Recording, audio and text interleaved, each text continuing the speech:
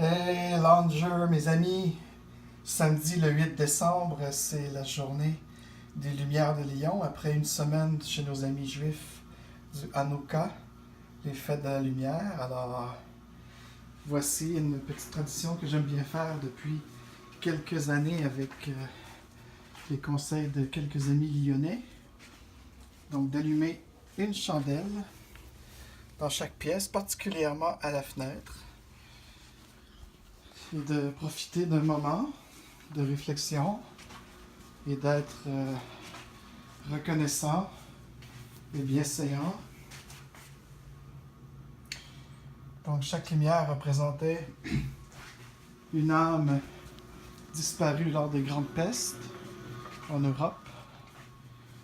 Et en les mettant à la fenêtre, ça symbolise une forme de solidarité. Alors voilà, chacune de mes fenêtres a une petite chandelle qui brille. Et du coup, bon, ça c'est une des histoires que les Lyonnais m'ont racontées sur cette magnifique célébration des lampions. Mais comme nous savons aussi dans l'hémisphère nord, le 8 décembre, qui est 5 jours avant le 13 décembre, que les catholiques, pour bannir les fêtes païennes, le 13 décembre, ils l'ont baptisé en français la Sainte Lucie ou la Santa Lucia en italien. Et Lucia, c'est la lumière. Et nous savons tous, pour ceux qui ont au moins retenu leur cours d'astronomie de secondaire 5 ou quelque part au cégep en cours complémentaire, que du 13 décembre au 21 décembre, c'est 7 jours, c'est un cycle donc du 13 décembre de la Sainte Lucie, qui de son vrai nom païen, la Freya, comme disaient les Norsques, donc les germano-nordiques language, Scandinavie entre autres, sauf la Finlande, c'est important, le Finnish language n'est pas un germano-scadique langage, c'est une autre chose.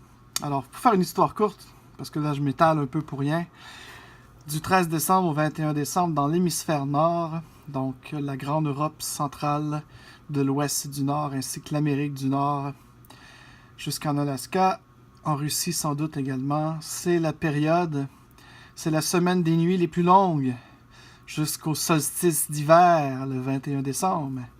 Ensuite, du 22 décembre au 24-25 décembre, le soleil stagne à l'horizon plein sud, selon notre perspective évidemment, pour remonter, 3 jours plus tard, il ressuscitera, n'est-ce pas, la symbolique, le fameux 25 décembre, pour remonter vers le nord jusqu'au solstice d'été, le 21 juin. Vous voyez?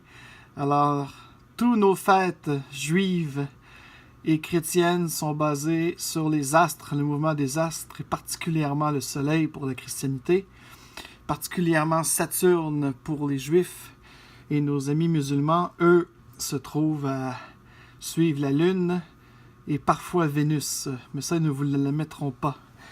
Ni les chrétiens d'ailleurs avec le Soleil. Et tous les fêtes au niveau du Soleil, équinoxe et solstice, ont été rebaptisés par les saints quelque chose. Saint Jean-Baptiste d'ailleurs, le 24 juin, est le même phénomène que Noël, le 25 décembre. Donc c'est toujours...